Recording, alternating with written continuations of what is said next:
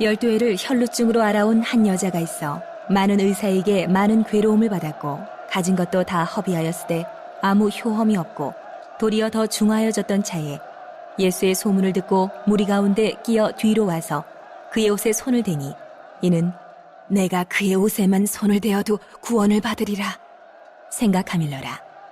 이에 그의 혈루 근원이 곧 마름에 병이 나은 줄을 몸에 깨달으니라.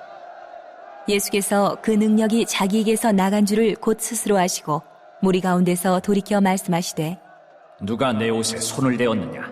하시니 제자들이 여짜오되 무리가 애워싸 미는 것을 보시며 누가 내게 손을 대었느냐 물으시나이까? 하되 예수께서 이 일 행한 여자를 보려고 둘러보시니 여자가 자기에게 이루어진 일을 알고 두려워하여 떨며 와서 그 앞에 엎드려 모든 사실을 여쭈니 예수께서 이르시되 딸아, 내 믿음이 너를 구원하였으니 평안히 가라. 내 병에서 놓여 건강할지어다.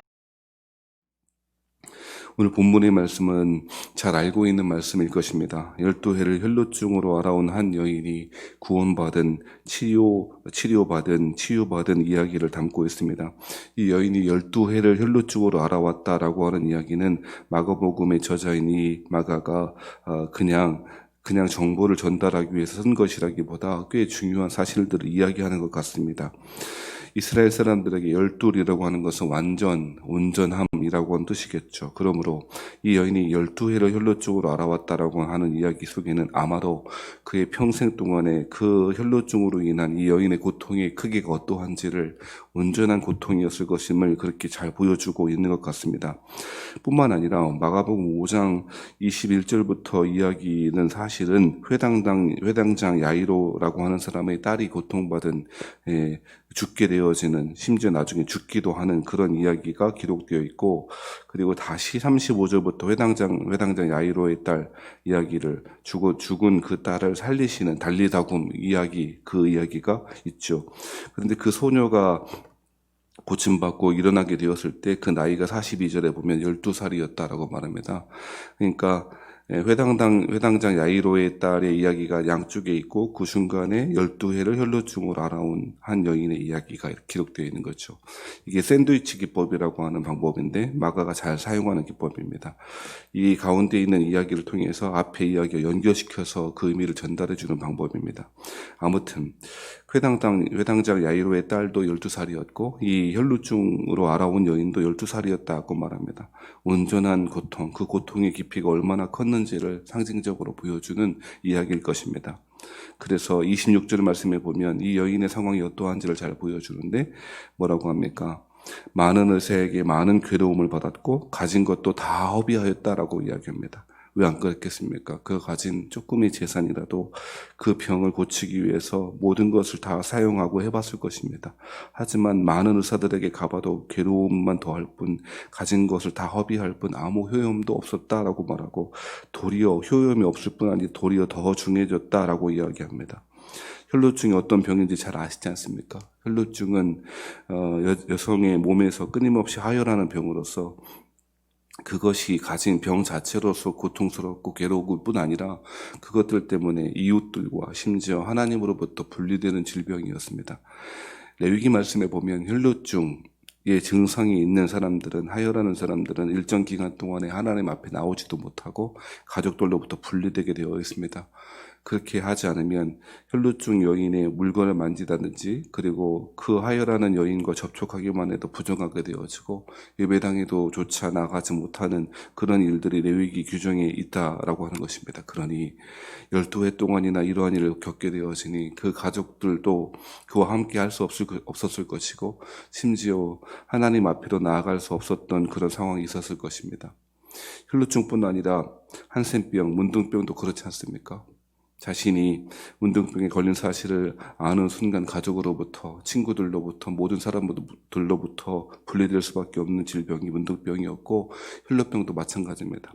사실 혈루병, 문둥병만 그렇겠습니까? 오늘 현대사회에도 어떤 사람이 어떠한 질병을 겪거나 어떠한 어려움을 겪으면 그 질병으로 인한 고통이나 어려움은 온전히 자기 스스로 겪을 수밖에 없고 자기 외에는 감당할 사람이 없습니다. 옆에서 아무리 도와주고 옆에서 아무리 위로해 준다 할지라도 그 고통은 온전히 자기 몫으로 남는 것이 인간의 실존 아니겠습니까? 의사에게도 해봤을 것이고 도움을 요청했을 것이고 가진 방법을 다 했을 것입니다. 하지만 나아지는 것도 없었고 오히려 더 중해질 수밖에 없는 상황이 있었다라고 말합니다. 이것이야말로 인간의 실존입니다. 스스로 자신이 가지고 있는 죄의 질병들을 극복할 수 없고 아무리 했어도 그 죄로 인한 여러 가지 곤고한 마음의 상태, 영혼의 상태는 회복할 수 없는 것이 인간의 상태인 것입니다. 스스로 구원할 수 있다면 그리고 스스로 구원할 수 있다고 약속하는 그런 종교는 헛된 것입니다. 인간이 얼마나 비로한 존재인지 그 악의 크기가 그 악의 실제가 얼마나 우리에게 많은 영향을 미치고 있는지를 조금만 살펴보면 인간 스스로 구원할 수 없다는 사실을 잘 알고 있었을 것입니다. 자, 그런데 예수님께서 결론적으로 34절에 어떻게 했답니까? 내 믿음이 너를 구원하였으니 라고 이야기합니다. 내 믿음이 너를 구원하였다 라고 이야기합니다. 이것은 굉장히 중요한 표현이라고 볼 수 있습니다. 34절의 말씀은 근본적으로 치유의 능력이 사람에게 있다라고 하는 말을 하는 게 아닙니다. 치료하시는 그 능력은 예수님께 나옵니다. 실제로 30절 말씀에도 보면요. 예수께서 그 능력이 자기에게서 나간 줄을 곧 스스로 아셨다. 치료의 능력이 예수님으로부터 그 여인에게 흘러들어갔다라고 한 사실을 아셨다라고 말하지 않습니까? 그런데 왜 성경은 네 믿음이 너를 구원하였다라고 말합니까? 34절 말씀에 혹은 다른 치유의 본문에서 네 믿음이 너를 구원하였다라고 하는 말은 그 스스로 자신이 확신과 신념이 그 사람을 구원하게 되는 그런 결정적 조건적인 원인이 됐다는 게 아니고 그 믿음은 하나님의 능력을 받아들이는 하나님의 구원을 받아들이는 수단이 되었다라고 하는 것입니다. 믿음은 성경에서 믿음은 필요적 조건이 아니고 수단적 조건입니다. 말이 좀 어려운데 간단히 설명하면 자신이 신뢰했기 때문에 믿었기 때문에 구원받았다는 것이 아니고 믿음은 도구적으로 조건이 되었다는 것입니다. 이미 하나님의 구원이 하나님의 능력이 하나님의 섭리가 그 사람을 구원하시기로 결정하였고 나는 그 구원을 받아들이는 것 온전히 신뢰하는 것 그것이 믿음일 것입니다. 자, 그럼에도 불구하고 이 여인의 믿음의 행위는 예수님께 큰 충격을 주었던 것 같습니다. 사람들은 예수님을 보려고 그저 감탄하고 놀랄 뿐이었지만 믿음의 행동을 하지 않았음에도 불구하고 이 여인은 정말 그 믿음이 예수님 칭찬하실 만한 그런 믿음이었다고 우리 본문에 이야기하고 있습니다. 그래서 이 일을 행한 여자를 보려고 둘러보셨고 그리고 여자가 자기에게 이루어지는 알고 두려워 떨고 있을 때에 이 여인에게 걱정하지 말라고 네 믿음이 너를 구원하였다고 평안히 가라고 그렇게 말하실 정도였습니다. 그러니 예수님은 이 여인의 이 믿음의 행동들을 보여주고 싶어 하셨고 가르쳐주고 싶어 하셨고 사람들에게 알려주고 싶어 하셨다라고 그렇게 우리는 생각해 볼 수 있을 것입니다. 그러면 이 여인이 가지고 있었던 믿음이 무엇입니까? 그것은 두 가지 중요한 단어로 설명되어지는데 27절 말씀에 보면 이렇게 이야기합니다. 거기 중요한 두 가지 단어가 있습니다. 첫 번째는 예수의 소문을 들었다라고 하는 것입니다. 듣고라고 하는 단어입니다. 이 여인의 믿음의 출발은 어디에서부터 출발합니까? 예수에 대한 이야기를 들었다라고 하는 것에서 출발합니다. 믿음은 들음에서 납니다. 들음은 하나님의 말씀으로부터 말미암습니다. 하나님의 말씀을 예수에 대한 이야기를 듣지 못하고 어떻게 그 사람이 구원받을 수 있겠습니까? 예수님에 관한 이야기를 알지 못한 채 어떻게 그 사람이 하나님의 은혜를 알 수 있겠습니까? 사람들은 듣기 싫어합니다. 그리고 무엇을 듣고 무엇을 보는가라고 하는 것이 그 사람을 규정해 버립니다. 예전에 우리 설교 시간에 한번 이야기했던 것 같은데요. 버드박스라고 하는 영화가 있습니다. 아주 괴기하다기보다 조금 그 주는 메시지가 참 충격적이었는데 그 내용인즉슨 어느 날 갑자기 사람들이 이상한 장면들을 보기 시작하고 사람들이 그 장면들을 보기 시작하면 눈이 변하기 시작하고 갑자기 자살하고 막 이런 일이 벌어진다라고 하는 영화의 설정입니다. 그래서 살아남으려면 생존하려면 보지 않아야 한다는 것입니다. 그 영화에서요. 그래서 사람들의 그런 모습을 보지 않으려고 한 가족, 이 주인공인 여자의 가족이 자신의 식구들과 아이들과 함께 눈을 가리고 살아갑니다. 눈을 완전히 가린 채 소리만으로 살아갑니다.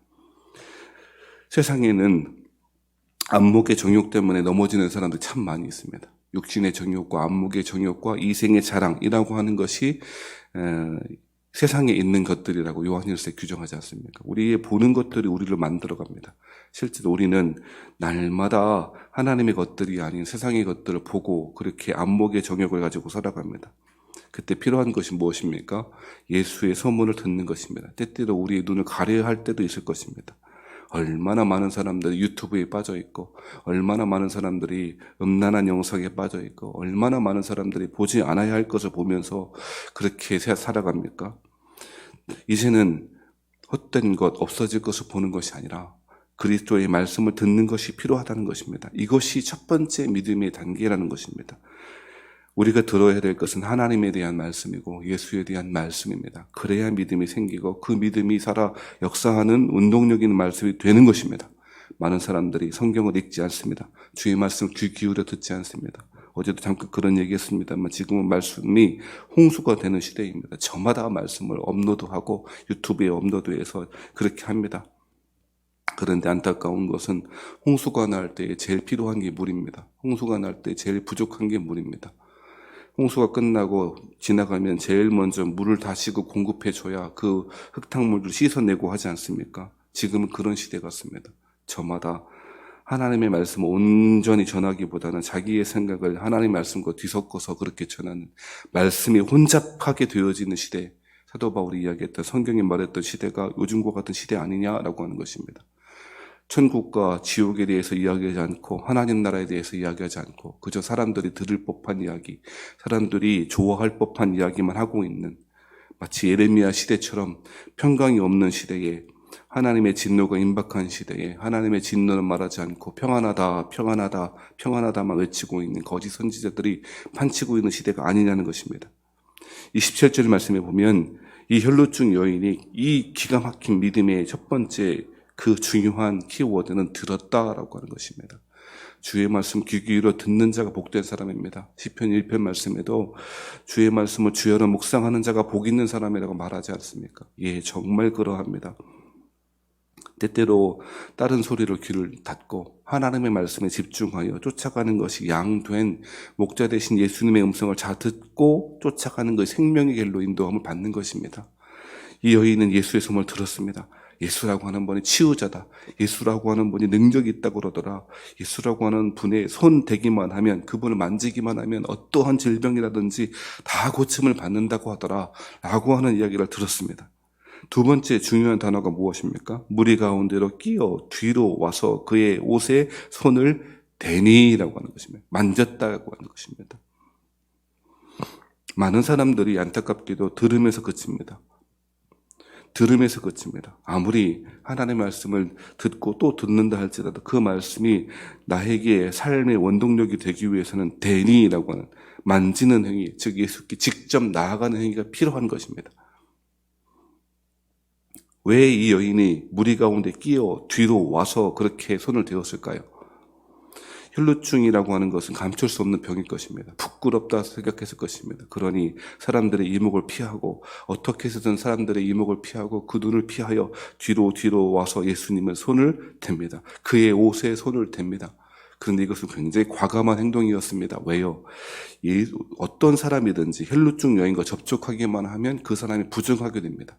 그러니 이 여인의 생각 속에는 예수라고 하는 분이 하나님의 아들이신데 그렇게 메시아라고 사람들이 말하고 있고 그 이야기를 들었는데 자신의 혈루증 문제를 고쳐주시는 만한 능력이 있으실 뿐 아니라 내가 손을 댄다 할지라도 나 때문에 저분이 부정하게 되진 않을 것이다. 치료의 능력이 그분께 있으니 그분께 손을 대기만 하면 된다라고 하는 그 생각을 가지고 이 여인은 믿음의 행동을 했다는 것입니다. 그래서 들을 뿐 아니라 그것이 중요한 출발이 되어야 함에도 불구하고 되는 것, 손 내밀어 주님의 옷가에라도 손을 붙잡으려고 하는 것, 그것이 되는 것이고 그것이 우리에게 너무너무 필요한 것입니다. 설교를 수십 번, 수백 번 들으면 뭐합니까? 그 말씀이 내 삶의 양식되도록 기도하지 않습니다. 그리고 살아가지 않습니다. 그러니 그 말씀이 어떻게 치료의 능력을 우리에게 다가오고 있겠습니까? 많은 사람들은 소망을 갖지 않고 자포자기합니다. 병에 들거나 고통스러운 상황 가운데 자포자기합니다. 그리고 화만 내고 있습니다. 그것은 하나님이 원하시는 길이 아닐 것입니다. 예수님은 이 여인의 모습을 보여주고 싶어 하셨습니다. 어떻게 하라고요? 하나님의 말씀을 들으라고. 그리고 들을 뿐 아니라 실제로 그 말씀을 들은 대로 실행해 보라고, 살아보라고, 그렇게 한 걸음이라도 걸어보라고 그렇게 이야기하고 있다는 것입니다. 비유하자면 믿음의 길이라고 하는 것은 자전거를 타는 길과 비슷해 보입니다. 자전거를 탈 때 제일 못하는 사람, 자전거를 못하는 사람들의 특징은 두려움 때문에 못합니다. 처음에 페달을 밟고 또 밟을 때, 처음 밟을 때는 뒤뚱뒤뚱하고 잘 넘어지기도 합니다. 그런데 안 넘어지려면 페달을 빨리 밟아야 합니다. 빨리 굴러야 합니다. 그러면 안 넘어집니다. 그런데 페달을 밟는 게 두렵다고, 넘어질까 두려워서 페달 밟는 것조차 안 하려고 합니다. 그러니 자전거를 타고 신나게 달리는 일은 그에게 일어나지 않는 것입니다. 많은 사람들이 자전거 타는 법은 배웁니다.